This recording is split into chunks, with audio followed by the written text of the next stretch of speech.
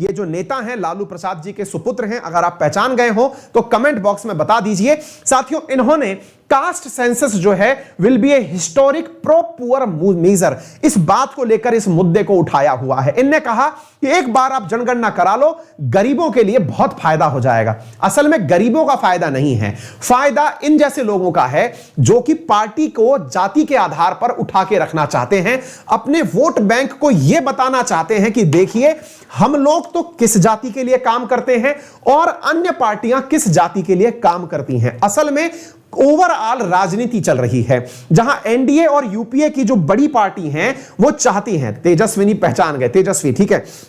ये क्या कर रहे हैं कि ये लोग जो हैं वो अपने अपने पार्टीज का अपना अपना वोट बैंक तलाशने में प्रयास कर रहे हैं। साथियों, एक ऐसा डेटा है जो कि कहा जा सकता है लीक डेटा कहा जाए या फिर एक अनुमानित डेटा कहा जाए या सर्वे के आधार पर लिया गया डेटा है, वो मैं आपके साथ साझा करता हूं। साथियों, एक अनुमान है कि भारत की कुल आबादी का 52% अदर बैकवर्ड क्लास है। अब पहले मैं आपके लिए यह बता देता हूं अदर बैकवर्ड क्लास है क्या। साथियों, भारत में जो आज जनगणना होती है वो केवल दो आधार पर होती है, आइदर आप एसटी एससी हैं या आप जर्नल हैं, यानी कि भारत में जाति के आधार पर 2011 तक कोई भी जनगणना नहीं हुई। 1931 से लेकर के अब तक यानी 2011 तक की जो जनगणनाएं थी उनमें कॉलम में केवल दो ही जानकारियां भरवाई गई, आइदर आप एसटी अथवा एससी हैं या फिर आप जनरल हैं, यानी कि सारी की सारी जनरल कैटेगरी के अंदर ओबीसी कास्ट को डाल दिया गया। साथियों, भारत के अंदर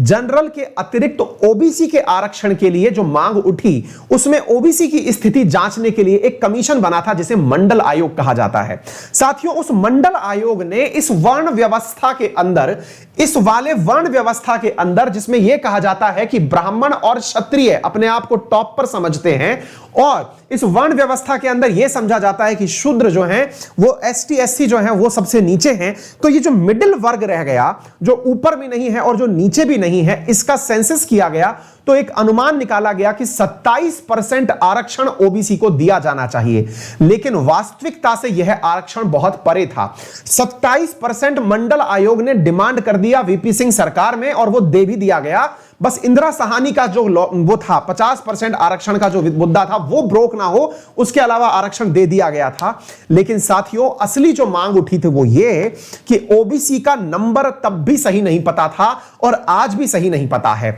लोगों का अनुमान ये है कि इन पार्टीज का जो ये डिमांड कर रही हैं कि असल में भारत में जो ओबीसी है उसकी संख्या 52% है, यानी भारत के अंदर अदर बैकवर्ड क्लासेस 52% तक हैं, बाकी एसटी एससी जो परसेंटेज है यह लगभग 21 से 25% के बीच में है। और ऐसी स्थिति में अगर भारत के अंदर देखा जाए तो कुल मिलाकर के जो सवर्ण जातियां बचती हैं वो मात्र 10 से 15% या 15 से 20% हैं, लेकिन इन 15 से 20% जातियों ने भारत के अधिकांश ब्यूरोक्रेटिक पद या फिर राजनीतिक पार्टियों के जो सर्वोच्च पद हैं वो पकड़े हुए हैं। भारत के जितने भी प्रतिष्ठित पद हैं, चाहे वो विज्ञान के क्षेत्र में हो, चाहे ब्यूरोक्रेसी के क्षेत्र में हो, चाहे राजनीति के क्षेत्र में हो, वो इन 20% लोगों ने पकड़े हुए हैं, ऐसा कहना है इन पार्टीज का, जिसके चलते इनकी डिमांड को जबरदस्त तरीके से समर्थन भी मिल रहा है। और इस समर्थन के अंदर इनका कहना यही है